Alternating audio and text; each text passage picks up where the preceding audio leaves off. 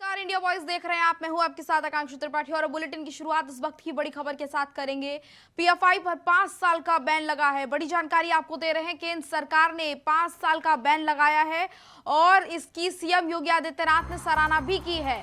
PFI के अलावा 8 सहयोगी संगठनों पर भी एक्शन लिया गया है। ऑल इंडिया इमाम काउंसिल समेत 8 और संगठनों पर एक्शन लिया गया है। टेरर लिंक के आरोपों में इन पर बैन लगाया गया है। कई राज्यों ने की थी पीएफआई को प्रतिबंधित करने की मांग, जिसके बाद जिस तरीके से एक्शन देखने को मिल रहा था पीएफआई के खिलाफ और जिस तरीके से ताबड़तोड़ छापेमारी की जा रही थी, उसके बाद ये बड़ा फैसला सामने आया है। हाल ही में पीएफआई के कई ठिकानों पर छापेमारी हुई थी। वो तस्वीरें भी हमने आपको दिखाई थी किस तरीके से छापेमारी कई राज्यों में की जा रही थी। और यूपी की बात करें तो यूपी के कई जिलों में और पूर्वांचल की बात करें तो वहां पर खासतौर से ज्यादा छापेमारी देखने को मिली। छापेमारी के बाद की गई थी सैकड़ों गिरफ्तारियां और लगातार पूछताछ की जा रही थी। गिरफ्तार किए गए लोगों से कुछ लोगों को अरेस्ट किया गया था। पूछताछ उनसे की जा रही थी, जानकारी जुटाने की कोशिश की जा रही थी और जो सबूत सामने आए हैं वो देश के लिए खतरनाक थे। इसी वजह से ये बड़ा फैसला लिया गया है। पीएफआई पर 5 साल के लिए बैन लगाया गया है। केंद्र सरकार ने बड़ा फैसला लिया है। केंद्र सरकार ने लगाया है पीएफआई पर बैन। पीएफआई के अलावा 8 सहयोगी संगठनों पर भी बैन लगा है। आपको बता दें कि कई और संगठनों पर भी एक्शन लिया गया है। सभी पर कल छापेमारी की गई थी और लगातार जिस तरीके से पीएफआई के कई ठिकानों पर कई जगहों पर छापेमारी की गई थी, कई नेताओं को, कई पदाधिकारियों को पकड़ा गया था, अरेस्ट किया गया था और पूछताछ की जा रही थी। ऑल इंडिया इमाम काउंसिल समेत 8 और संगठनों पर भी एक्शन देखने को मिला है और पूरा मामला जो है, सबसे बड़ा आरोप जो इनके ऊपर लगा है वो यही लगा है कि ये राज्य विरोधी गतिविधियां, देश विरोधी गतिविधियां यहाँ पर की जा रही थी। युवाओं का एक नेटवर्क तैयार करने की कोशिश की जा रही थी। आरोप ये भी लगा है कि आईएसआईएस से कांटेक्ट में ये लोग थे और जिस तरीके से युवाओं का ये पूरा एक नेटवर्क तैयार करने की कोशिश कर रहे थे वो भी हमारे देश के लिए बहुत ज़्यादा खतरा था। इसी वजह से तमाम सबूतों को ध्यान में रखते हुए ये बड़ा एक्शन लिया गया है। पीएफआई पर 5 साल के लिए बैन लगा है। केंद्र सरकार ने बड़ा एक्शन किया है और आपको ये भी बता दें कि टेरर लिंक के आरोप लगे थे। आरोप जो भी लगे थे वो बहुत ज़्यादा गंभीर थे, जिस तरीके की बातें सामने आ रही थी और फिर जब छापेमारी की गई और पूछताछ की गई उसके बाद उन बातों में सच्चाई देखने को मिली और इसी वजह से ये बड़ा एक्शन लिया गया है। और साथ ही साथ आपको बता दें कि सबसे खराब चीज़ जो थी, देश के युवाओं को अपने चपेट में लेने की कोशिश पीएफआई की तरफ से की जा रही थी। तमाम युवाओं को इसमें बरगलाने की कोशिश की जा रही थी और कई ऐसे मामले इसमें देखने को मिले जो कि देश के लिए बहुत ज़्यादा खतरनाक थे। कई राज्यों में इनका नेटवर्क स्थापित था और जिस तरीके से ये आगे बढ़ रहे थे, इनकी प्लानिंग बहुत ज़्यादा खतरनाक थी और उसी प्लानिंग को ध्यान में रखते हुए भारत सरकार ने बड़ा फैसला लिया है।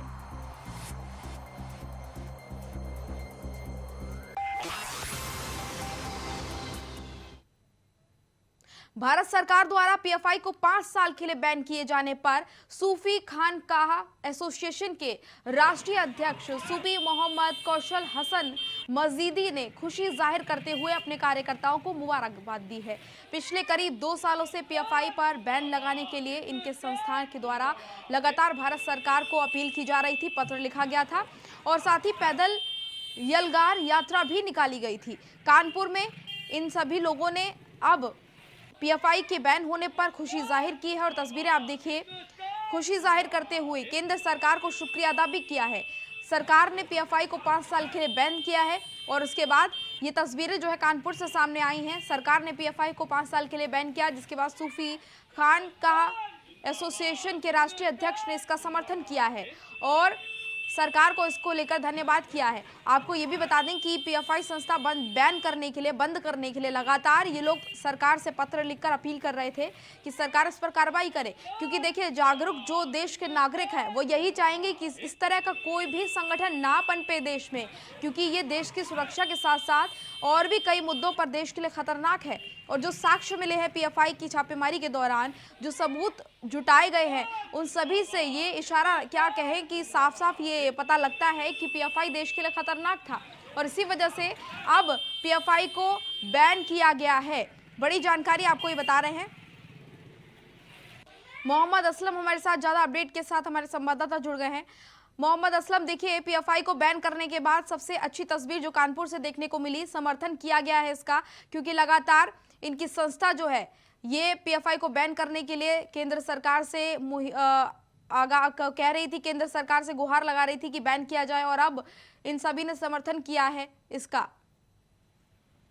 जी बिल्कुल, अगर हम कानपुर की बात करें तो लगातार कई ऐसे मसले सामने आए हैं जिसमें कि यहाँ पर काफी बवाल हुआ है और हिंसा हुई, जिसमें कहीं ना कहीं जो एक पीएफआई कनेक्शन है वो सामने निकल कर आया है। तो ऐसे में जो यहाँ पर एक जूही इलाके में कानपुर के रहने वाले हैं सूफी कौसर हसन मजीदी, वो लगातार जो सरकार है उसको पत्र लिख रहे थे कि पीएफआई का कहीं ना कहीं जो 3 जून को कानपुर में हिंसा हुई थी उसमें भी पीएफआई का हाथ था। तो ऐसे में वो लगातार जो है पत्र लिखकर मांग कर रहे थे कि पीएफआई पर बैन किया जाए। तो इसको लेकर वो कई बार उन्होंने कहा कि पैदल यात्रा भी करेंगे, दिल्ली तक जाएंगे। हालांकि अब उनकी जो एक ये कह सकते हैं कि जो उनकी मांग थी वो पूरी हुई है, और जो पीएफआई जो पब्लिक फ्रंट ऑफ इंडिया की जो ये इसको बैन किया गया है 5 साल के। तो ऐसे में आज काफी खुशी का माहौल था वहां पर।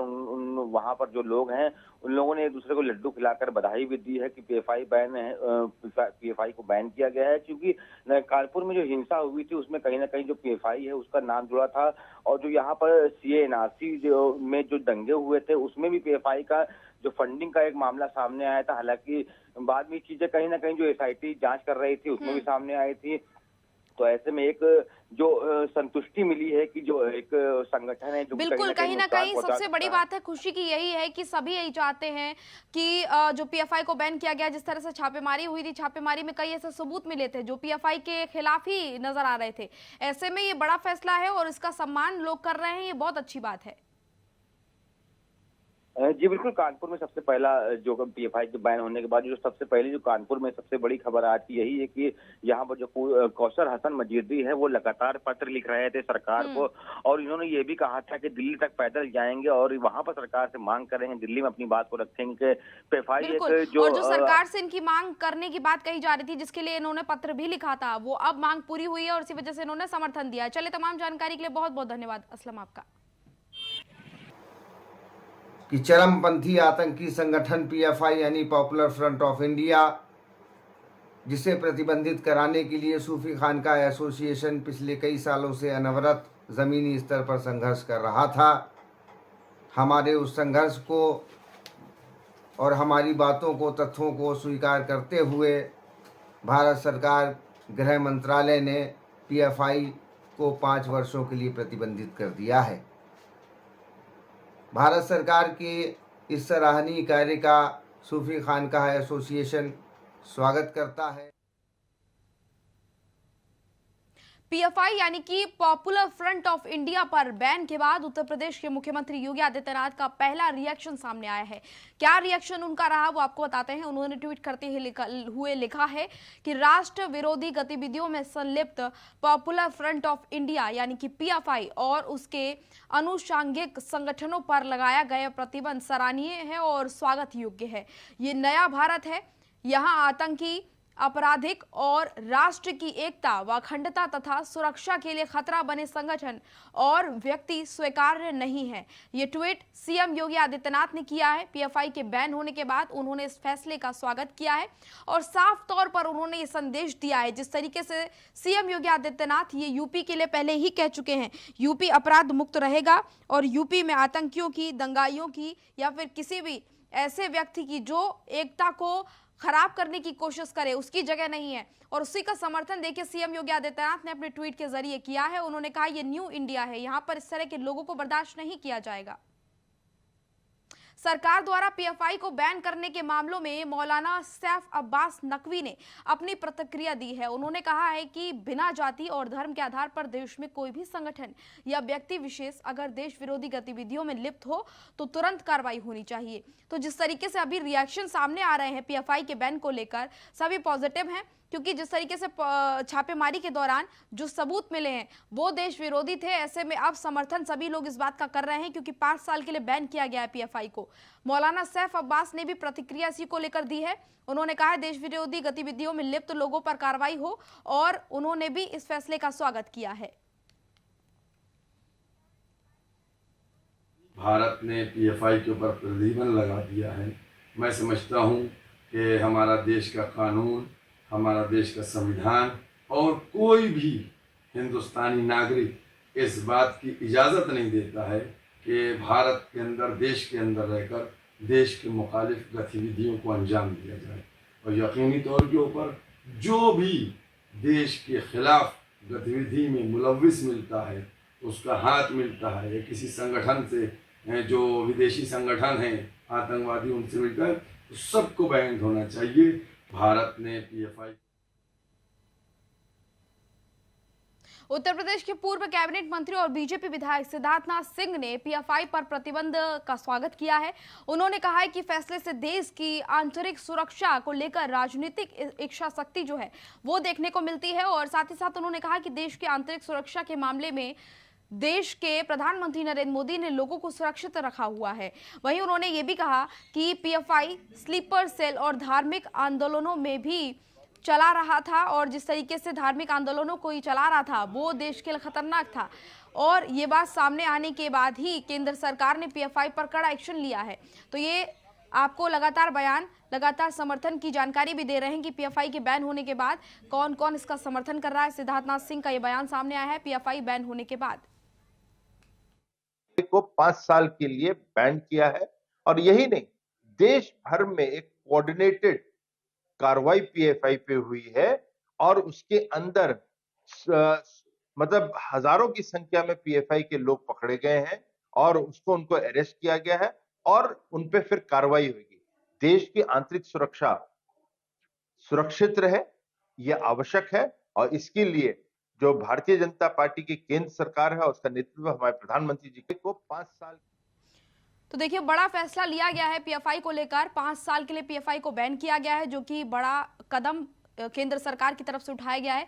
लगातार छापेमारी की कार्रवाई भी चल रही थी। पीएफआई के जगह जगह जो ठिकाने थे वहां पर छापेमारी की जा रही थी, और जो भी प्रतिनिधि नेता या फिर ये कह ले कि इनका जो बड़ा चेहरा था, जो इसको स्थापित कर रहा था, जिनको चला रहा था, उनके ऊपर कार्रवाई की गई। उनको पकड़ के पहले उनसे पूछताछ की गई थी, और अब बैन किया गया है पीएफआई को 5 साल के लिए। मुरादाबाद में बीजेपी प्रदेश अध्यक्ष ने पीएफआई पर हुई कार्रवाई को लेकर बयान दिया है। उन्होंने कहा है कि सरकार ऐसे किसी भी संगठन को सक्रिय नहीं रहने देगी जो देश विरोधी, और साथ ही साथ सपा प्रदेश अध्यक्ष चयन को लेकर भी भूपेंद्र चौधरी को लेकर भी उन्होंने बयान दिया है। और आपको बता दें कि पीएफआई पर हुई कार्रवाई पर बोले हैं भूपेंद्र चौधरी, देश विरोधी संगठन सक्रिय नहीं रहने देंगे। ये बड़ा बयान भूपेंद्र चौधरी का सामने आया है। भाजपा प्रदेश अध्यक्ष भूपेंद्र चौधरी ने बयान दिया है। लगातार अब समर्थन के बयान भी सामने आ रहे हैं, क्योंकि पीएफआई को बैन किया गया है 5 साल के लिए, और इसी को लेकर तमाम जो लोग हैं, तमाम जो नेता हैं, उन सभी का समर्थन मिल रहा है, और देशवासियों का समर्थन भी इसको लेकर मिल रहा है, क्योंकि पीएफआई को बैन करना देश के लिए बहुत अच्छी बात है। इस तरह के संगठन जो कि देश विरोधी गतिविधियों में संलिप्त पाए जाते हैं, इनका बैन होना ही देश के भविष्य के लिए बेहतर है। युवाओं को जिस तरीके से अपनी जकड़ में ले रहा था पीएफआई संगठन, वो भी बहुत ज़्यादा गलत था। भूपेंद्र चौधरी का इसी पर बयान सामने आया है। सरकार का संकल्प है कि देश विरोधी जो भी गतिविधियां करने वाले संगठन हैं, उनके खिलाफ जो भी विधि सम्मत कार्रवाई है हम करेंगे। हमारे संकल्प में है कि इस तरह की गतिविधियां देश के हित में नहीं है, और जो भी संगठन संस्थाएं देश के हित को ध्यान में नहीं रखेंगी, देश में अराजकता फैलाने का काम करेंगी, उनके खिलाफ दंडात्मक कठोरतम विधि सम्मत कार्रवाई सरकार करेगी। तो भारत सरकार ने 5 साल के लिए पीएफआई को बैन कर दिया है, और संगठन को बैन करने के बाद तमाम जो नेता हैं उन सभी के बयान सामने आ रहे हैं, समर्थन की बात कह रहे हैं तमाम नेता। और इस पर झारखंड के स्वास्थ्य मंत्री बन्ना गुप्ता ने क्या कुछ कहा है वो भी आपको बताते हैं। बन्ना गुप्ता ने केंद्र सरकार को इसको लेकर कहा है कि केंद्र सरकार मुद्दों को भटका रही है। साथ ही बन्ना गुप्ता ने कहा कि बीजेपी को ये नहीं भूलना चाहिए कि सरदार वल्लभ भाई पटेल ने भी आरएसएस पर बैन लगाया था। बन्ना गुप्ता ने कहा कि जो देश के खिलाफ है उसके खिलाफ हम हैं। ये बड़ा बयान सामने आया है, और अभी तक जो हमने बयान आपको सुनाए वो सभी समर्थन में थे, लेकिन बन्ना गुप्ता ने कहा कि सरकार मुद्दों को भटका रही है। वर्तमान परिप्रेक्ष्य में मैं तो ये कहूँगा कि सरदार वल्लभ भाई पटेल, जिनकी इतनी लंबी इन्होंने मूर्ति लगाई और राष्ट्रपिता महात्मा गांधी को अपमानित करने का काम किया। एक बार तो इनके लोगों ने हत्या कर ही दी और उसके बाद भी उनका अपमान करने के लिए इस तरह की योजना ये बनाते हैं ताकि जो हमारे महापुरुष हैं वो महापुरुषों में भी ये विभेद पैदा करें। लेकिन इनको ये नहीं भूलना चाहिए कि सरदार वल्लभ भाई पटेल ने ही सबसे पहले जो है आरएसएस पर प्रतिबंध लगाने का काम किया। उत्तर प्रदेश मदरसा शिक्षा परिषद का बड़ा फैसला सामने आया है। यूपी में मदरसों को लेकर परिषद ने बड़ा फैसला लिया है। आपको बता दें कि अब समय सीमा यहां पर तय की गई है। समय सीमा में बदलाव किया गया है। 6 घंटे ही यूपी में मदरसे अब संचालित होंगे। पहले आपको बता दें कि जो भी समय था उसको अब चेंज किया गया है। 6 घंटे मदरसे संचालित होंगे। सुबह 9 बजे से शुरुआत होगी मदरसे की और सुबह 9 बजे दुआ और राष्ट्रगान के साथ शुरुआत की जाएगी। बड़ा फैसला लिया गया है। और आपको ये भी बता दें कि दोपहर 3 बजे तक शैक्षणिक कार्य जो है, शिक्षण कार्य जारी रहेगा। और इसकी जानकारी जो है अध्यक्ष डॉक्टर इफ्तिकार अहमद जावेद ने दी है। पत्र लिखकर उन्होंने सभी को इसको लेकर जानकारी दी है। समय सीमा को अब चेंज किया गया है। 6 घंटे यूपी में मदरसे चलेंगे, जिसकी शुरुआत 9 बजे से की जाएगी। सुबह 9 बजे से दुआ और राष्ट्रगान, जो कि हर स्कूल हर मदरसे में अनिवार्य होता है। राष्ट्रगान का सुबह सुबह यहाँ पर बच्चे गान करते नजर आएंगे और उसके बाद ही आगे की पढ़ाई का जो काम है वो शुरू किया जाएगा। शिक्षण कार्य शुरू किया जाएगा। 3 बजे तक शिक्षण कार्य जारी रहेगा मदरसे में। उत्तर प्रदेश मदरसा शिक्षा परिषद का यह बड़ा फैसला और इस फैसले की जानकारी डॉक्टर इफ्तिकार ने दी है। आपको बता रहे हैं कि टाइम को चेंज किया गया है। अब 6 घंटे तक यूपी में मदरसे संचालित होंगे। इसको लेकर ये बड़ा फैसला लिया गया है। यूपी में मदरसा शिक्षा परिषद का ये बड़ा फैसला सामने आया है। टाइम में बदलाव किया गया है। अब 6 घंटे ही यूपी में मदरसे चलेंगे। सुबह 9 बजे दुआ और राष्ट्रगान के साथ शुरुआत मदरसों की होगी और उसके बाद 3 बजे तक शिक्षण कार्य जारी रहेगा। डॉक्टर इफ्तिकार जावेद ने जानकारी इसकी दी है। यूपी मदरसा शिक्षा परिषद के अध्यक्ष हैं और इन्होंने पत्र लिखकर इसको लेकर जानकारी दी है।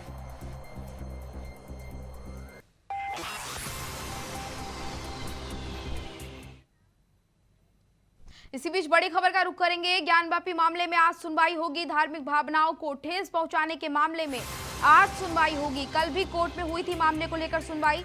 सीजीएम उज्जवल उपाध्याय की कोर्ट में होगी आज सुनवाई होगी। और आपको ये भी बता दें कि अधिवक्ता हरिशंकर पांडे की तरफ से दाखिल किया गया था वाद, जिसके बाद लगातार इस पूरे मामले को लेकर सुनवाई काफी लंबे समय से चल रही है। आपको बता दें कि इससे पहले सुनवाई हुई थी और अब आपको ये भी जानकारी दे दें कि अधिवक्ता हरिशंकर पांडे की तरफ से दाखिल किया गया था वाद। अभिषेक झा ज्यादा अपडेट के साथ हमारे साथ जुड़ गए हैं। अभिषेक, आज कार्रवाई शुरू होगी और कोर्ट में सुनवाई होगी। कितने बजे से सुनवाई शुरू होगी और कितने बजे तक ये चल सकती है? क्या कुछ फैसला सामने आ सकता है? किस मुद्दे पर ये सुनवाई होगी? देखिए, ये मामला है, जब ज्ञानवापी श्रृंगार गौरी का मामला जब चल रहा था उस समय जो वजू खाने में शिवलिंग नुमा जो आकृति पाई गई थी, जिस पर ये कहा गया था कि ये आदि विश्वेश्वर का शिवलिंग है, उसको लेकर के जो असदुद्दीन ओवैसी है और अखिलेश यादव है, उसके साथ ही साथ अन्य कई बड़े नेता थे जिन्होंने कई आपत्तिजनक टिप्पणियां की थी। उसी टिप्पणी को लेकर के जो एडवोकेट हरिशंकर पांडे हैं, उन्होंने न्यायालय में एक वाद दाखिल किया था कि इनके खिलाफ धार्मिक भावना भड़काने का मुकदमा दर्ज किया जाए। जब वो थाने पे गए थे तो थाने पर उनकी सुनवाई नहीं थी, जिसके बाद उन्होंने कोर्ट का रुख किया था और कोर्ट में ये सुनवाई चल रही है कि क्या ये मामला बनता है दर्ज कराने के लायक या नहीं बनता है। उसी को लेकर के ये सुनवाई है और उसको लेकर के सुनवाई है। कल भी इस पे सुनवाई हुई थी, सुनवाई पूरी नहीं हुई थी। आज फिर से सुनवाई है। आज इस पर फैसला संभवतः आ सकता है क्योंकि इसमें कई पक्ष हैं और अज्ञात में सैकड़ों लोगों का भी जिक्र किया गया है। तो ये चूंकि इतना बड़ा मामला है और चूंकि बड़े नेताओं से जुड़ा हुआ मामला है, अखिलेश यादव, असदुद्दीन ओवैसी जो शहर काजी हैं वाराणसी के, उनके खिलाफ, तो तमाम बड़े लोगों के खिलाफ मामला है। ये मामला दर्ज होना चाहिए या नहीं होना चाहिए, आदि विश्वेश्वर वो है या नहीं है, भावनाएं आहत हो रही है या नहीं हो रही है, ये कोर्ट को संज्ञान लेना है और कोर्ट ही फैसला करेगा कि इस पर मुकदमा दर्ज किया जा सकता है या नहीं किया जा सकता है।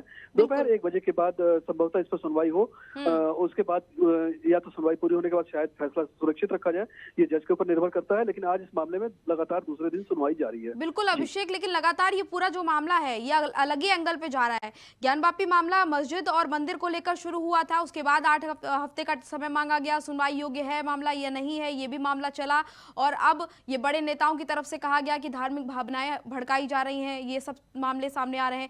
कहीं ना कहीं इन सब चीजों की वजह से जो मुख्य मामला है वो अटकता हुआ नजर आ रहा है।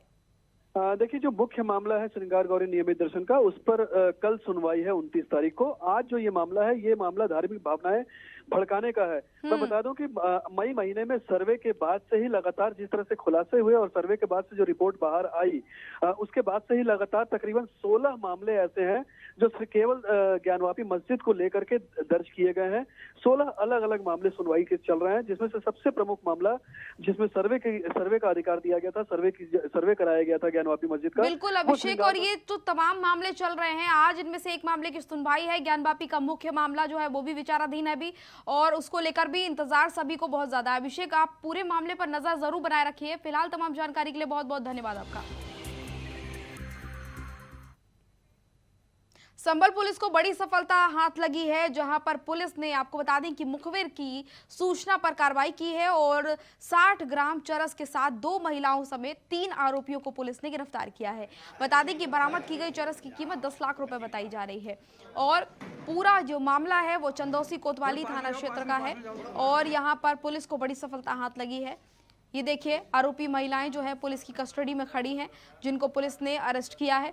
पुलिस को मुखबिर के आधार पर सूचना मिली थी, मुखबिर ने जानकारी दी थी, जिसके बाद पुलिस ने इस पूरे मामले पर तत्परता से कार्रवाई की और 2 महिलाओं समेत 3 आरोपियों को अरेस्ट किया है। थोड़े पास में जाओ।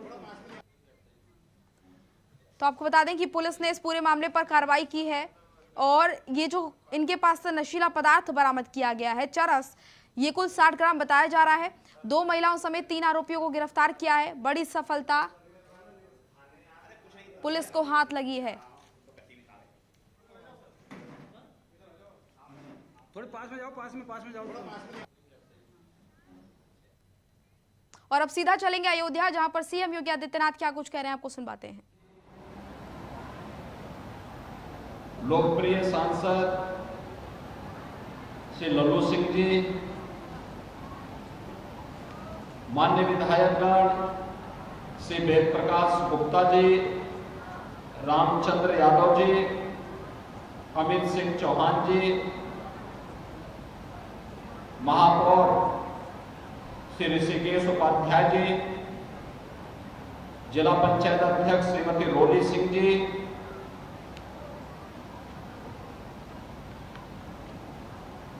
स्वर्गीय लता मंगेशकर जी के पारिवारिक सदस्य श्री आदिनाथ मंगेशकर जी, श्रीमती कृष्णा मंगेशकर जी, श्री राम जन्मभूमि तीर्थ क्षेत्र ट्रस्ट के महासचिव श्री चंपत राय जी, आज के इस कार्यक्रम में उपस्थित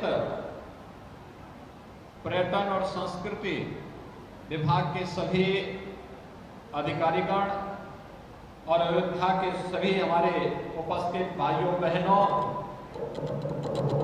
अयोध्या को आदरणीय प्रधानमंत्री जी की प्रेरणा से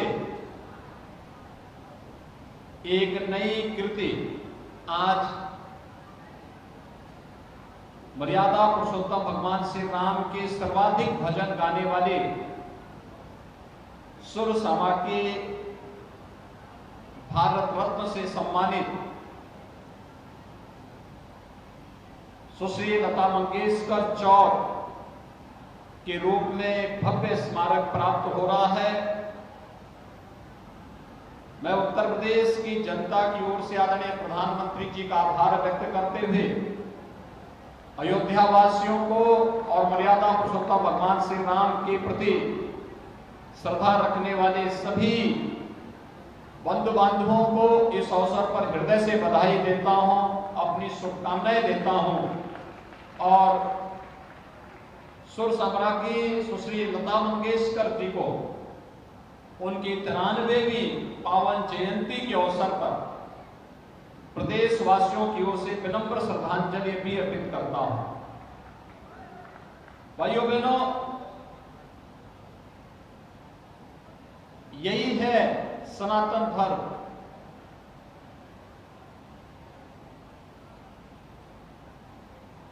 कीर्ति के प्रति कृतज्ञता ज्ञापित करना। मर्यादा पुरुषोत्तम भगवान श्री राम के सर्वाधिक भजन गाने वाली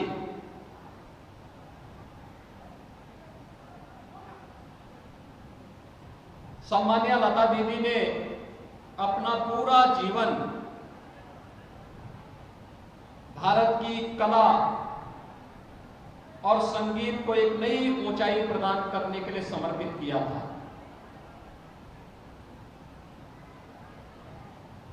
कला और संगीत के लिए उनका पूरा जीवन समर्पित था और मर्यादा पुरुषोत्तम श्री राम, श्री कृष्ण और भारत के राष्ट्रभक्ति से संबंधित गीतों को एक नई ऊंचाई के देकर के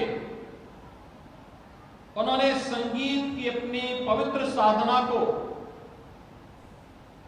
प्रत्येक भारतीय के लिए वंदनीय बनाया। और इसलिए जब लता दीदी हमारे बीच में नहीं रही तो आदरणीय प्रधानमंत्री जी की प्रेरणा से लता दीदी ने पूरा जीवन भगवान राम की भक्ति और साधना के लिए समर्पित किया। तो उनका पहला स्मारक भी भगवान राम के धाम पर ही बने और आज ये पहला स्मारक लता चौक के नाम पर यहां पर आज समर्पित करते हुए मुझे हार्दिक प्रसन्नता की अनुभूति हो रही है।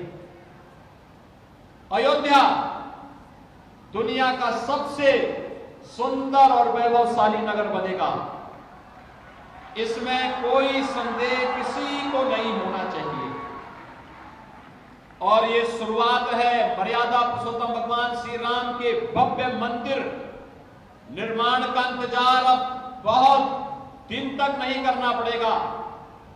हम लोग बार बार दीपोत्सव के अवसर पर यहां पर हम लोग आते हैं और मैं इस अवसर पर हमेशा आपसे कहता रहा हूं कि हमें मर्यादा पुरुषोत्तम भगवान श्री राम के धैर्य की मर्यादा का पालन करते हुए भव्य राम मंदिर निर्माण के उन कार्यों के प्रति अपने आप को तैयार करना होगा। और इसके लिए मैं अयोध्या के पूज्य संतों के सानिध्य में, जैसे आज लता चौक इतना भव्य बना है, ऐसे ही हर चौराहे को, अयोध्या के हर चौराहे को इसी प्रकार की भव्यता देने के लिए पूज्य संतों के नाम पर उन चौराहों के निर्माण, कोई रामानुजाचार्य के नाम पर, कोई रामानंदाचार्य के नाम पर, कोई राम जन्मभूमि आंदोलन से जुड़े हुए पूज्य संतों की स्मृतियों के साथ इसी प्रकार के भव्य चौक निर्माण की कार्रवाई का अब शुभारंभ हो जाना चाहिए। हमारा प्रयास होना चाहिए कि अगले 1 वर्ष के अंदर हम इस पूरे कार्य को करके अयोध्या के सुंदरीकरण के कार्यक्रम को अब एक नई ऊंचाइयां प्रदान करना प्रारंभ कर दें। अयोध्या विकास की ढेर सारी योजनाएं अब क्रियान्वित हो रही हैं।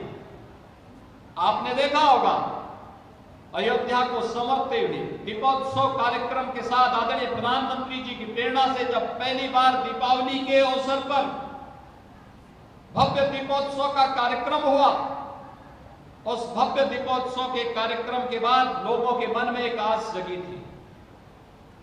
मैं जब भी अयोध्या आता था, पूज्य संत यही कहते थे कि राम मंदिर का निर्माण कब होगा। मैं कहता थोड़ा इंतजार रखिए, इतने दिनों का संघर्ष है, इंतजार कर लें।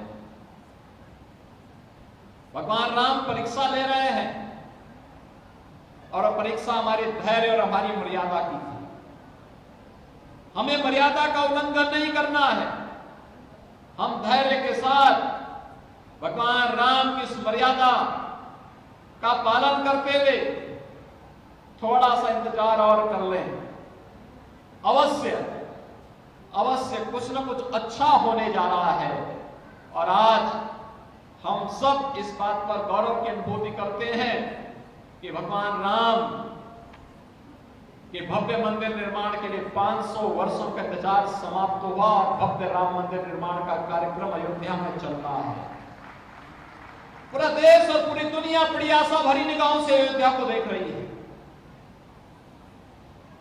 आज राम जी की पेड़ी में कोई आता है, प्रभावित होकर के जाता है। अयोध्या कोई आता है, बदलती हुई अयोध्या को देख करके प्रभावित होता है। अयोध्या के सड़कों के चौड़ीकरण और सुंदरीकरण के कार्य को, घाटों के सुंदरीकरण के कार्य को, अयोध्या के सुंदरीकरण के कार्यक्रमों को जब वह देखता है, प्रभावित होता है। और इसलिए हम सबका दायित्व बनता है, हम सब अयोध्या को सजाने, संवारने और भव्य राम मंदिर निर्माण के कार्यक्रम के साथ रामलला के विराजमान भव्य राम मंदिर के अंदर होते ही अयोध्या दुनिया की सुंदरतम नगरियों में से एक के रूप में अयोध्या की पहचान हो जाए और हमारा ये पावन धाम दुनिया के सामने जिस नाम से अयोध्या त्रेता युग में जानी जाती थी, अपनी सुंदरता के लिए, अपनी धार्मिक और आध्यात्मिक गतिविधियों के लिए, उस नाम को फिर से चरितार्थ करने की ओर अग्रसर हो जाए। और इसी अभिलाषा के साथ आज हम सब यहां पर मर्यादा पुरुषोत्तम भगवान श्री राम के प्रति जिसने भी कुछ भी किया है, उन सभी के प्रति कृतज्ञता ज्ञापित करने का एक कार्यक्रम प्रारंभ हुआ है। और यह हम लोगों ने लता दीदी जी की स्मृति में लता चौक के लोकार्पण के साथ इस कार्यक्रम को आगे बढ़ाया है। आपने देखा होगा कि लता दीदी की मूर्ति नहीं, लेकिन जिस वीणा का उन्होंने जीवन पर्यंत साधना की, उस वीणा के माध्यम से लता दीदी को श्रद्धांजलि देने का कार्य हुआ है। 92 वर्षों के जीवन उन्होंने जिया था। चौक में 92 कमल उनके 92 वर्षों के जीवन की यात्रा को प्रतिध्वनित करते हैं। 7 स्तंभ हैं, संगीत के 7 स्वरों का प्रतिनिधित्व करते हुए निरंतर भगवान राम के भजन लता दीदी के श्रीमुख से वहां पर भजन निरंतर लोगों को सुनते हुए दिखाई देंगे। और जब लाइव का कार्यक्रम उसके साथ जुड़ेगा तो सायकाल क्षेत्र अपने आप में ही एक सेल्फी पॉइंट भी बनेगा और लोगों के लिए दर्शनीय केंद्र भी बनेगा कि वाह, अयोध्या में भगवान राम के मंदिर की तरफ जाने वाला मार्ग कितना भव्य चौक के साथ आलोकित हो गया है। भाइयों बहनों, इसी प्रकार से हर एक चौराहे को हमें सुंदरीकरण की तरफ अग्रसर करना है। क्या अयोध्यावासी इसके लिए तैयार हैं? सभी लोग तैयार हैं? लेकिन इसके लिए डबल इंजन की सरकार सहयोग करेगी, लेकिन आपको भी योगदान देना होगा। तैयार हैं? सभी लोग तैयार हैं? तो इसी तैयारी के लिए हमें तैयार होना पड़ेगा। स्वच्छता, अयोध्या की पहचान स्वच्छता से बने। आदरणीय प्रधानमंत्री जी ने स्वच्छ भारत अभियान की शुरुआत इसीलिए की थी। आज भारत के अंदर और दुनिया के अंदर स्वच्छ भारत अभियान एक नए मानक के रूप में भारत की एक नई तस्वीर दुनिया के सामने प्रस्तुत करता है। आज जब कोई हमारे गांव में, हमारे शहर में आता है, स्वच्छ शहर और स्वच्छ गांव को देखता तो प्रभावित होता है। आज से 8 साल पहले इस प्रकार की स्थिति नहीं होती थी। गांव में कोई जाता था, पहले दर्शन गंदगी के होते थे। नगर में कोई जाता था, कचड़े से पहले दर्शन होते थे। लेकिन आज स्वच्छता, और स्वच्छता को क्या आप भी अपने जीवन का हिस्सा बनाए हैं ना? प्लास्टिक मुक्त अयोध्या, प्लास्टिक फ्री अयोध्या, क्या इसके लिए तैयार हैं? गंदगी कहीं नहीं करेंगे ना? अयोध्या को सजाने और संवारने में अपना योगदान देंगे। अभी हम लोग दीपोत्सव के कार्यक्रम में अयोध्या आने वाले हैं और दीपोत्सव के कार्यक्रम में इस बार अयोध्या के हर घर में भी दीपक जलना चाहिए। राम जी की पेड़ी के साथ साथ हर देव मंदिरों के साथ हर घर में भी दीपोत्सव का कार्यक्रम होना चाहिए। होगा अयोध्या के हर घर में दीपोत्सव का कार्यक्रम? लाखों दीपक जगमगाते हुए दिखाई देंगे। अयोध्या को हमें इस रूप में आगे बढ़ाना है। ये भावनाएं, आपकी भावनाएं दुनिया के सामने जाएं, दुनिया आएगी उसको कैच करने के लिए। और आज का दिन इसलिए हमारे लिए अद्भुत है, अयोध्या को संवारने की एक शुरुआत है। आदरणीय प्रधानमंत्री जी ने प्रेरणा दी कि भगवान राम के सबसे अधिक भजन किसने गाए, अपनी सुमधुर आवाज में किसने गाए, तो नाम आया लता जी का, लता दीदी का नाम आया। और लता दीदी की स्मृति में पहला चौक भव्य स्मारक के रूप में भगवान राम के भव्य मंदिर की ओर जाने वाले मुख्य चौराहे का पहला कार्यक्रम इस रूप में, जहां पर कोई भी आएगा लता दीदी की सुमधुर आवाज में भगवान राम के भव्य भजनों को सुनकर के, दिव्य भजनों को सुनकर के वह आलोकित होगा और अंतःकरण से प्रफुल्लित होकर के भगवान राम के प्रति उनके मन में एक स्वतः स्फूर्त श्रद्धा का भाव जागृत होता हुआ दिखाई देगा। और भाइयों बहनों, अयोध्या के आते ही इस प्रकार का एक दर्शन अयोध्या के बारे में उसके मन में एक नई छाप लेकर के जाएगा। ऐसे ही हम लोग हर चौराहे को करें, कहीं पर रामानुजाचार्य जी के नाम पर, कहीं रामानंदाचार्य जी के नाम पर, कहीं पे महर्षि वशिष्ठ जी के नाम पर, कहीं पर महर्षि वाल्मीकि जी के नाम पर, कहीं पर संत तुलसीदास जी के नाम पर, कहीं पर अन्य राम जन्मभूमि आंदोलन से जुड़े हुए पूज्य संतों और महापुरुषों के नाम पर भी उन चौराहों की सुंदरीकरण के साथ साथ इस प्रकार का एक भव्य स्वरूप उन चौराहों का अगर हो जाए तो अयोध्या को संवरने और सजाने में देर नहीं लगेगी। हम लोग इस कार्यक्रम के साथ जुड़े हुए हैं और इसीलिए आज आप सबका आह्वान करने के लिए मैं आपके बीच में आया हूं। आपने विगत 5-5.5 वर्ष के अंदर अयोध्या को बदलते हुए देखा है। एक नई अयोध्या आज यहां पर श्रद्धालुओं की संख्या भी किस रूप में उमड़ती हुई दिखाई देती है, उसके अनुरूप हमें भी तैयार होना पड़ेगा। और मैं इस बात के लिए आपको आश्वस्त करता हूं कि डबल इंजन की सरकार अयोध्या के विकास के लिए, उत्तर प्रदेश के आध्यात्मिक उन्नयन के लिए, उत्तर प्रदेश की आस्था का सम्मान करते हुए कहीं भी विकास के कार्यों में कहीं भी किसी भी प्रकार का कोई रोड़ा नहीं आने देगी, कोई बाधा नहीं आने देगी। विकास का कार्य हमारी प्राथमिकता है। हम प्राथमिकता के आधार पर इसे करके अपने तीर्थ क्षेत्रों को एक नई पहचान देने का कार्य करेंगे। और आज का दिन तो अद्भुत है। आज लता दीदी की भी पावन जयंती है और आज सरदार भगत सिंह जी की भी पावन जयंती है। आपने देखा होगा चंडीगढ़ एयरपोर्ट का नामकरण आदरणीय प्रधानमंत्री जी ने सरदार भगत सिंह जी के नाम पर किया है और अयोध्या के एक मुख्य चौराहे का नामकरण लता दीदी के नाम से हुआ है।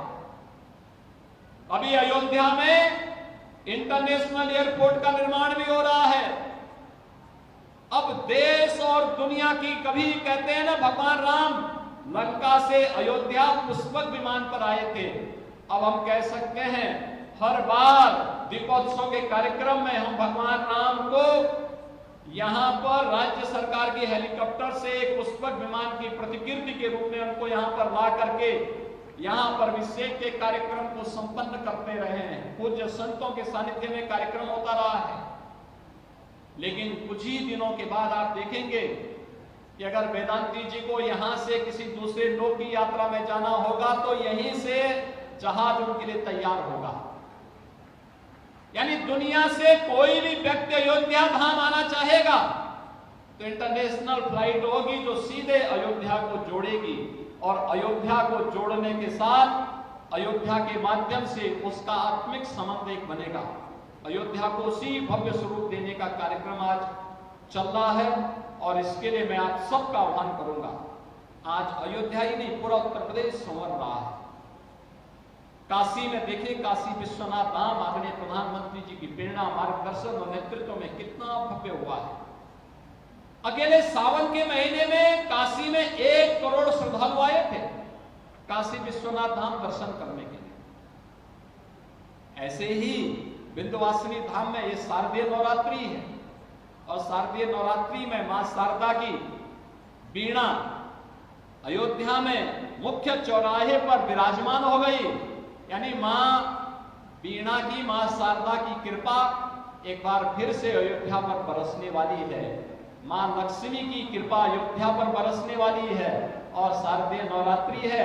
जगत जननी मां भगवती की कृपा तो अयोध्या पर सदैव ही बरसती है क्योंकि राम राज्य की धरती है। आज विंध्यवासिनी धाम भी इसी भव्यता के लिए वहां पर कार्य हो रहा है। हम नैमिषारण्य का विकास भी करने जा रहे हैं। प्रयागराज को कुंभ की धरती है, वहां का विकास भी इसी भव्यता के साथ हम आगे बढ़ाने जा रहे हैं। उत्तर प्रदेश के अंदर यह आध्यात्मिक विकास की यात्रा तो है ही, आस्था का सम्मान तो है ही, इसके माध्यम से लाखों युवाओं को रोजगार के साथ जोड़ने का कार्यक्रम भी इस पर्यटन विकास की इन संभावनाओं के माध्यम से हम लोग करने जा रहे हैं। लाखों नौजवान अलग अलग कार्यक्रमों के साथ जुड़ेंगे और उत्तर प्रदेश का नौजवान जो पहले रोजगार के लिए देश और दुनिया के अलग अलग भागों में जाता था, आने वाले समय में उसे कहीं भी जाने की आवश्यकता नहीं पड़ेगी। अयोध्या शोध संस्थान ने भगवान राम के इंसाइक्लोपीडिया को आज विमोचन भी यहां पर संपन्न हुआ है। शोध संस्थान की पत्रिका का विमोचन हुआ है और लता दीदी से जुड़ी हुई एक पुस्तिका भी आज मुझे यहां प्राप्त हुई है। मैं इसके लिए अयोध्या शोध संस्थान और इसके संपादकों को, लेखकों को हृदय से धन्यवाद देता हूं। इस अवसर पर केंद्रीय मंत्री श्री जी किशन रेड्डी जी आए, अपने व्यस्त कार्यक्रमों में से आज उन्होंने समय निकाल करके अयोध्या के इस भव्य कार्यक्रम के साथ जुड़े हैं। मैं इसके लिए हृदय से उत्तर प्रदेश शासन की ओर से उन्हें धन्यवाद देता हूं। आदरणीय प्रधानमंत्री जी का आभार व्यक्त करता हूं कि जिनकी प्रेरणा से भव्य कार्यक्रम अयोध्या में शारदीय नवरात्रि के अवसर पर संपन्न हो रहा है। पूज्य महंत नृत्य गोपाल दास जी महाराज जो श्री राम जन्मभूमि तीर्थ क्षेत्र ट्रस्ट के अध्यक्ष भी हैं, श्री मणिनाथ दास छावनी के श्री महंत भी हैं, पूज्य संतजन महंत सुरेश दास जी महाराज हैं, महंत और धर्मदास जी हैं, यहाँ पर वेदांती जी महाराज हैं, यहाँ पर हमारे अवधेश दास जी हैं, हमारे दिनेशाचार्य जी महाराज हैं, कमल नयन दास जी महाराज हैं, हमारे दशरथ गद्दी के श्री महंत जी हैं, अन्य पूज्य संतजन हैं। इन सभी पूज्य संतों को मैं यहाँ पर नमन करता हूँ, उनके प्रति आभार व्यक्त करता हूँ कि उनका सानिध्य अयोध्या के विकास के प्रत्येक कार्यक्रम के साथ प्राप्त होता है और यही तो विकास की यात्रा है। इन पूज्य संतों के सानिध्य में हम लोग अयोध्या को भव्य स्वरूप देंगे, एक नई ऊंचाई तक पहुंचाने का कार्य करेंगे और विकास की इस प्रक्रिया के साथ जुड़ते हुए अयोध्या दुनिया की सुंदरतम नगरी बनेगी। इस विश्वास के साथ एक बार फिर से मैं आदरणीय प्रधानमंत्री जी की प्रेरणा के लिए आभार व्यक्त करता हूं। अयोध्या के लता चौक के लोकार्पण के लिए अयोध्या वासियों को और भगवान राम के उन सुमधुर भजनों को जिन जिन श्रद्धालुओं ने सुना है उन सबको हृदय से बधाई देता हूं कि लता जी के श्रीमुख से कभी आपने भजन सुना होगा। आज अयोध्या में लता जी के इस चौक पर सदैव उनके भजन उसी प्रकार से गुनगुनाते हुए आप सुन सकते हैं और ये भव्य चौक सदैव लता जी की स्मृति को, भगवान राम के प्रति उनके समर्पण को, निरंतर उनकी याद को हमें स्मरण कराता रहेगा। इस विश्वास के साथ मैं एक बार फिर से आप सबको शारदीय नवरात्रि और विजयादशमी की हृदय से बधाई देते हुए आप सबका आह्वान करूंगा। भव्य दीपोत्सव के लिए हम अभी से अपनी तैयारी करेंगे। आप सबके प्रति मेरी शुभकामनाएं। धन्यवाद। जय हिंद, जय जय श्री राम। तो अयोध्या से सीएम योगी आदित्यनाथ को आप सुन रहे थे, किस तरीके से सीएम योगी आदित्यनाथ यहां पर संबोधन के दौरान लता मंगेशकर के जीवन के बारे में कुछ अच्छी बातें बता रहे थे। साथ ही साथ उन्होंने अयोध्या में जिस तरीके से विकास की धारा बह रही है उसको लेकर प्रधानमंत्री मोदी को आभार व्यक्त किया। उन्होंने कहा कि प्रधानमंत्री के निर्देशन में ही अयोध्या में तमाम विकास के कार्य किए जा रहे हैं। साथ ही साथ उन्होंने कहा कि लता दीदी ने संगीत को नई ऊंचाइयों तक पहुंचाया है और इसी वजह से आज जो है मुख्यमंत्री योगी आदित्यनाथ उनके नाम पर ही चौक का आज लोकार्पण करने के लिए पहुंचे थे। और आपको ये भी बता दें कि लता स्मारक जो है ये पहला चौक है जो उनके नाम पर बना है। अयोध्या के हर चौराहे को भव्य रूप मिलेगा, ये भी उन्होंने कहा इस दौरान।